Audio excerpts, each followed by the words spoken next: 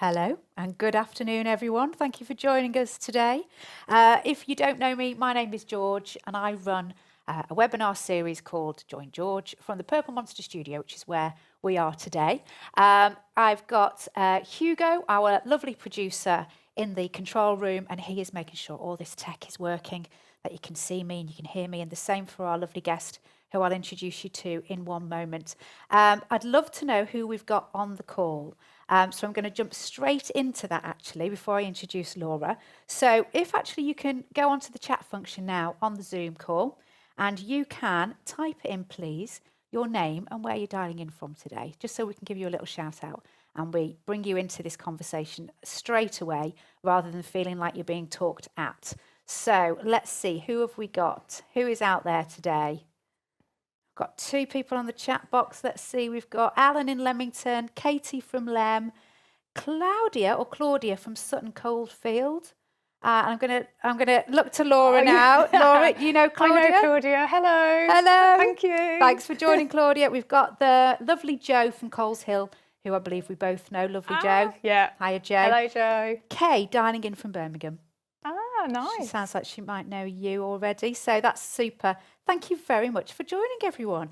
And so now I will formally introduce my guest today, which is Laura Sparks from DriRun. Hello, Laura. Hello. Hello. Thank you for joining me. Thanks for letting me tell my story. I hope I can help someone. You've already helped me in the last sort of few weeks of chatting to you about coming onto the webinar. You've inspired me and helped me think about my exercise and the way I'm going to move forward with my health and my exercise. So thank you, Laura. There you go. Yeah, my job is done. You've already done it. Yeah, you've already done it. So, Laura, a little bit of an intro to who you are and what DriRun is. Would you just let us know exactly what it is and we talked about this earlier about how the idea came about, because of course it is an incontinence pad, and when you use that word incontinence, because I've used it a few times lately, telling people that you were joining me today, there's a little face, babe. It's a little bit of a thing that we don't want to talk about, isn't it? Yeah. So, and I'm being slightly provocative personality that I am. Yeah. I've kind of enjoyed watching those faces a little bit, but then people go, actually, what am I doing? It's a real thing. It happens to lots of people, not just women, men as well. So again, for me, I've enjoyed just talking about something that we don't talk about commonplace, but that is commonplace. And so yes, you're a little bit about you, about the product, and again, what made you start it in the first place? Yeah, so I'd been running on my own a lot. So I had the flexibility to run through the countryside and go for wild wheeze to manage my bladder leaks, and it was getting lonely. So I'd made some protection that was really comfortable for me to wear, because at that time, and still, the only reliable protection on the market rubs my skin off. So I just wanted something really comfortable to wear. And that gave me the confidence to join an all-female running group called Run Like a Girl in Leamington. And every week there were star jumps in the warm-up. Oh. I don't know why. Don't make women do star jumps. I know, why? Why are they there? And every week somebody would say, oh, I'll have to stop, I've had 2 kids. There was always an anecdote to mask the hidden problem. And it was a different person every week. It wasn't, it wasn't the same person. Yeah. So that's where the mission came from. Right. So one, your own personal issue. Yeah. But again, at that time, you're like, is it just me? Am I just really suffering? And then through that running group, you realised, hang on a minute here. It's happening to them. They've got it. Yeah. Yeah. And, I don't mind sharing because I'm an oversharer. I said to you earlier on, I can't go on a trampoline. I haven't been able to go on a trampoline for a decade. That breaks my heart. And I know, I'm really, the fact that I know that bothers you, really affects me, actually. I'm like, oh, yeah, it bothers me too now. I thought, oh, it's just something I have to give up. And you've made me realise, actually, why? Actually, no. Let's just put something in place so that I can still enjoy jumping up and down on that trampoline with the kids, with my nieces and nephews and so on, you know? And you are so much fun. You belong on a trampoline. Yeah, thanks. I should be on a trampoline. But I do hope all women find leak prevention. Yeah. You know, I see a female health physio. I hope her DriRun is a temporary fix. Yes. Until women find prevention. Yeah, absolutely. And skipping is the other one. Oh, that's I know. And it's so good for you. I know it is really good for me, but it's okay. I'm gonna be doing taking all the right steps. Yeah. And doing all the right things. Well, let me know how it goes. I will do. I will. So you'd got this personal issue, and you were like, right, I'm going to do something about this. And then you shared with me you started to make your own prototypes initially. Yeah. So at what point did you go, well, first of all, I'm trying to solve this problem for myself and hopefully for other women. At what point then do you go, okay, I can't do this on my own? How does the next step take place? Yeah, so I had an early version that I was wearing successfully, and I knew there was a need for it in the market because of my network. One-to-one, women really open up and really share about these things, don't they? I just knew it wasn't me, just me. But I had no resources and I had no idea how to manufacture and bring it to the market, but wasn't going to let that stop me. Good. So I was searching for how to start, how to manufacture, and I came across a business accelerator called Startup Disruptors, where they were giving away, it's really rare, but are giving away a package of support worth 20 grand. And it was everything a startup would typically need, a laptop, accounting, website, for example. Yeah. So I applied. And then on their socials, I did see that their panel of judges were 5 men. And I just thought, oh, okay, better look next time. Because it's such a female-first problem, isn't it? And yes. Well, my product was for females. Yeah. And then Becky Lodge, who founded Startup Disruptors, emailed me and said, let's jump on a call, I'll give you your feedback. So I had a little cry. Oh. I knew I hadn't got it. Oh. But then she absolutely played me, and live on camera, she told me I'd won. And she said that every one of those men knew a woman that DriRun would help. And from that day, I just knew that you were doing exactly the right thing. Yeah. Oh, Laura, that's so powerful, isn't it? Yes, it's got me. I've got goosebumps. Yeah, it was just a viable business. That's wonderful. Yeah. Yeah.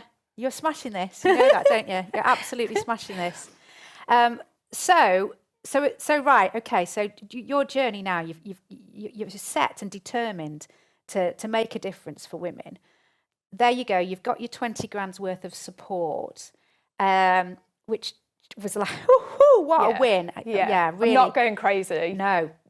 Why has no one done this? I'm going to do it. Yeah, and again, you've got all that emotion there that is palpable today. But what confidence did that give you? I mean, what? Talk to me about. When did you get that bit of a you know, like not just this kind of feeling, but like yes, like a real.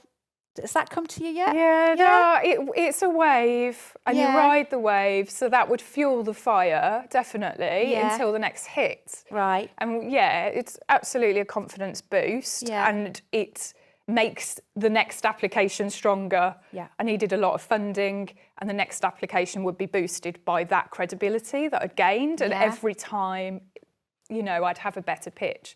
So but it was a wave that I'd ride, and there were walls to smash through. Yeah. And also I'd get direct messages from women that were saying this would really help me. And I had a successful crowdfunder in 2022 where women pledged to pre-order the product. And it was an absolute highlight that 2 weeks ago I posted out those products to those women that supported me 3 years ago. They were very, very patient. 3 years on. Just 3 years. And absolutely overpaid. But it just shows there's nothing out there, and there's a problem. Yeah. So earlier on, I asked you sort of, to very quickly give me your 3-year history, really, from... and you described it beautifully with your hand. Actually, was it product to launch? Yeah, idea to launch. To launch. So you talk me through here's that. The Here hand. we go. You do it better than me. Here's the hand. So I'm trying to summarise 3 years, and it's right. So we've got the idea, and we're going to launch here. I just think it's a beautiful accident that these fingers are longer, because these are the barriers to launching. So we have to test and protect the idea. And I did that quite privately on my own, you know, because then once it's protected, you can go public and then build a supply chain, secure a manufacturer, distribute it. And then when you've got stock, when I had stock, then I can brand it, package it, market it, and then launch it. So all of these things take a lot of money. We talked about the crowdfunder before. That was £5,000. That was amazing. Yeah. But it takes a lot of money. So I pitched the idea to Innovate UK. And I have to say they've been amazing, and they've supported the last 3 years. And it sounds really governmenty, but they've been the backbone for me. So we meet in a coffee shop, and I have a growth specialist called Sam Fisher, who I just want to thank from the bottom of my heart. Oh. She's got a talent that she'll listen to my mistakes with no judgment and guides me forward.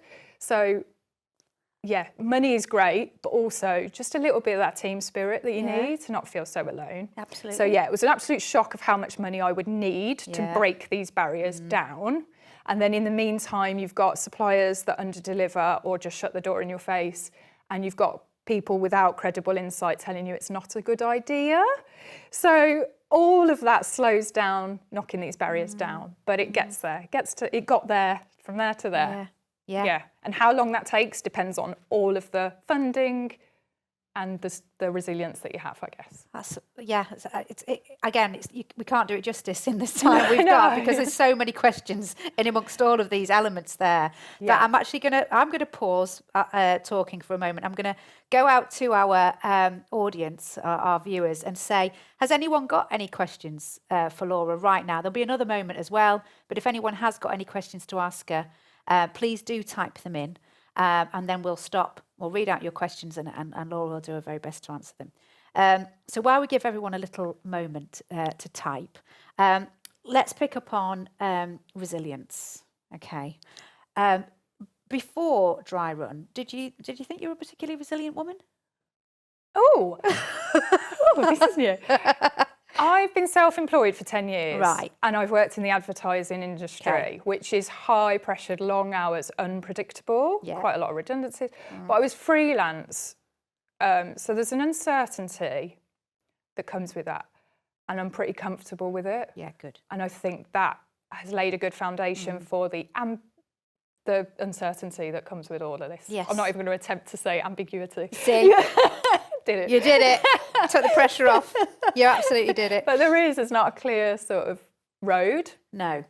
But again, you'd already, like you say, worked in a way that had, like you say, solidly prepared you for a road of ups and downs. And it really helps that I have a growth mindset. Great. And I think that helps because you can be optimistic to the point of delusion and just stay in your bubble and just go for it. Yeah. And when it comes to those inevitable moments where I had to take a leap of faith, agree the loan or book a flight on my own to go and pitch it to suppliers. Yeah. I needed the growth mindset and that comfort level of being uncomfortable. I needed both of those things combined to take the leaps of faith. So what I'm hearing there, Laura, is a lot of self-awareness from you in order to even start this journey and then to persist with it and seeing it all the way through. Not everyone can do this. They really can't. So you've coached yourself. And it sounds like, again, when you tell this story, you've done a lot of this on your own, and I know you haven't. But ultimately, it is your baby. Yeah. So yeah, for me, it sounds like just you being the right person and you being that, like I say, very self-aware and going for it is actually what's made all the difference. The money and all the other help too, yes. Yeah. But you just being you.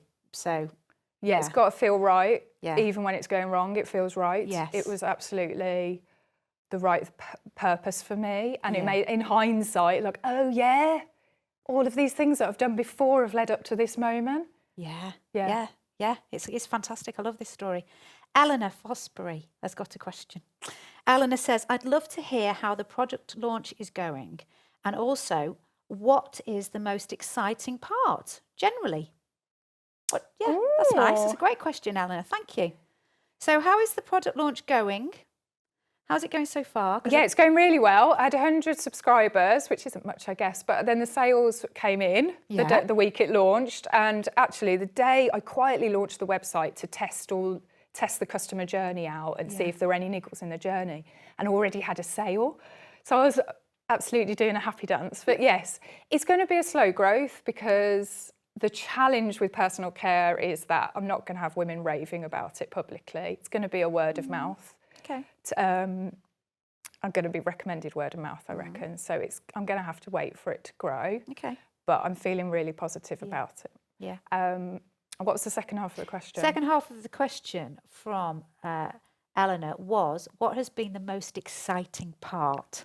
It's a great question. Yeah, it is a great question. Yeah, and it's all exciting and terrifying at the same time. The sales are exciting. I love product development, and I think that comes through. So I'm working on version 2, and I absolutely love making a difference with design. And I studied fashion design at uni. I really struggled with it and dropped out, actually. I struggled with the design for art's sake. Right. I absolutely have a passion for design, for problem solving. Okay. I guess it's engineering, but we were never told we could be engineers. Yeah. But yeah. Yeah. And so, do you think you've combined fashion with engineering? Yeah.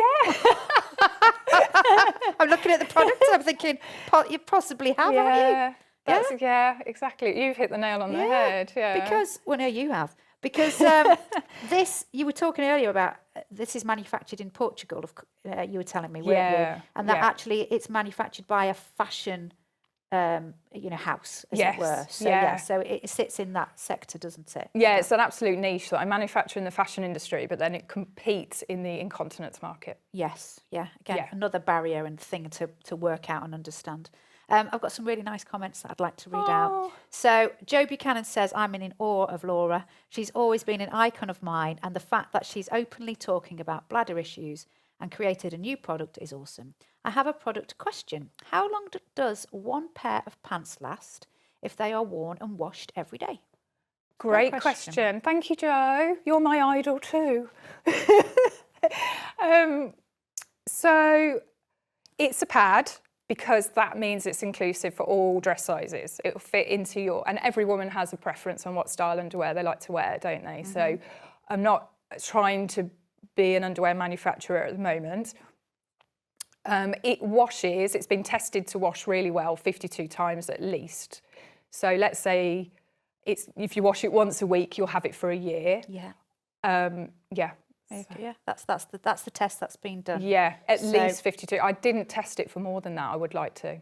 Okay, yeah. And again, Joe's question is if they are worn and washed every day. Yeah. Not just when perhaps you're exercising.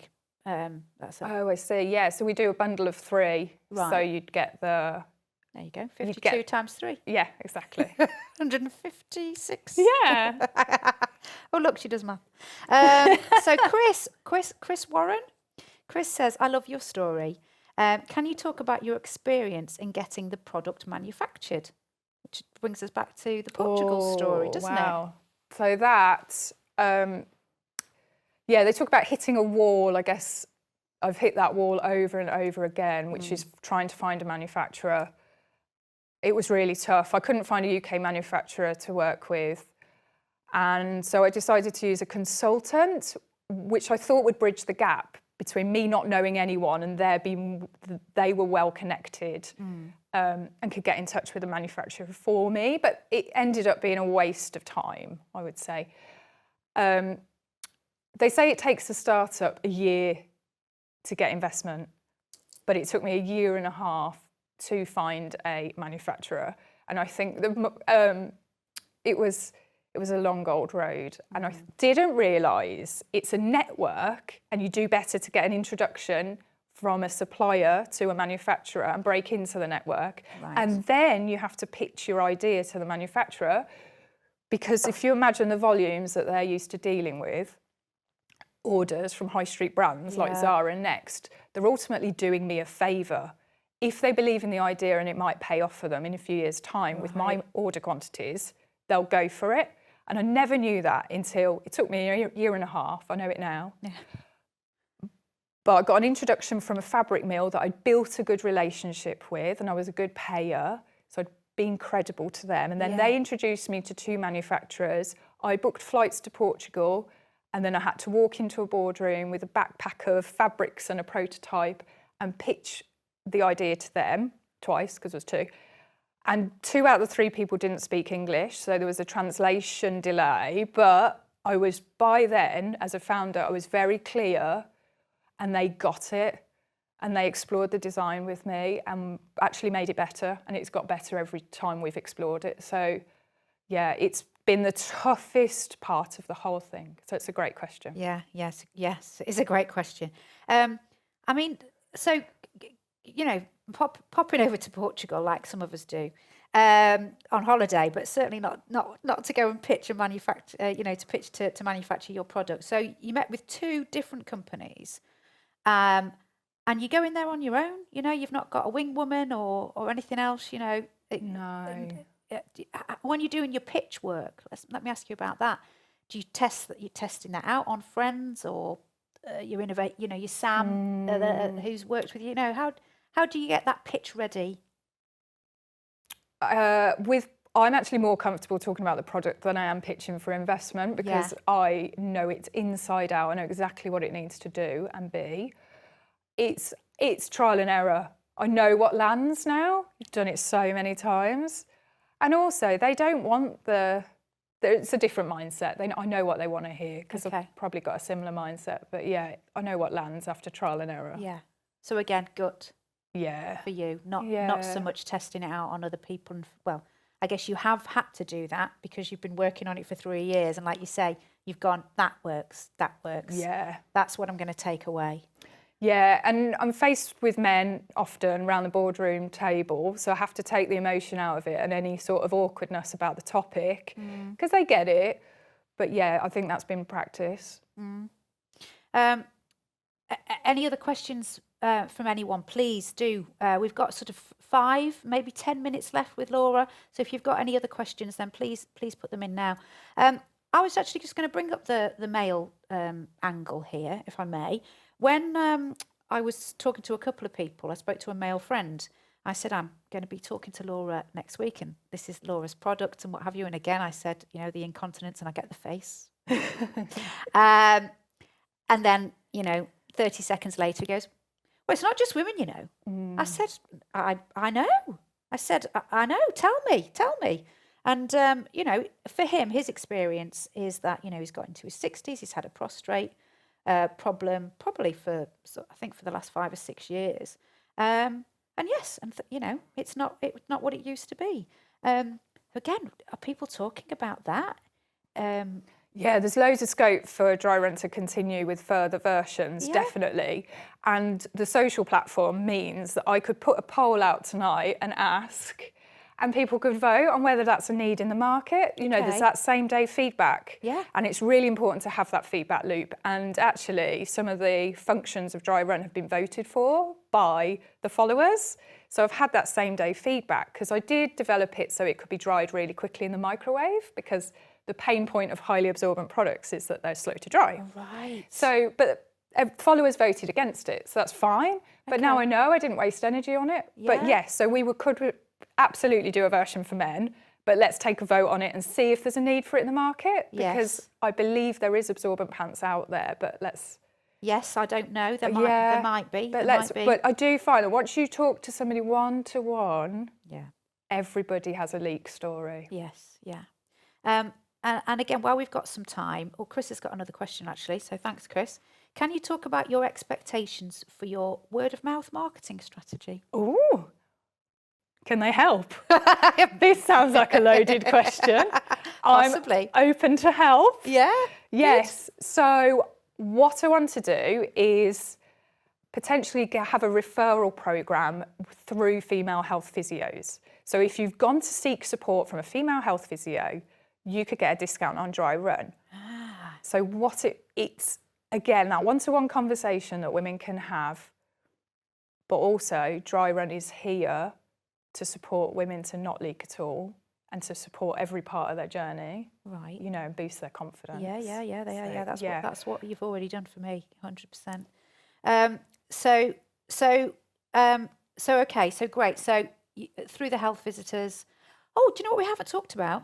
So sorry, because now we've got 3 minutes left. We haven't talked about the Athletics Association with England Athletics. Oh yes, that was a great opportunity. England Athletics agreed to partner with me for a user trial, which meant that all of my bias was removed from the survey and the questions, and I got frank, honest feedback on the samples, and improvements were made based on that feedback, and then we launched. Had to actually hold on for that feedback. I was desperate to launch, but yes, we align with our mission to remove the barrier to exercise for women, so it felt like it was meant to be. Yeah. So I had pitched the idea to them, and yes, and I hope that partnership continues. Yeah, fantastic.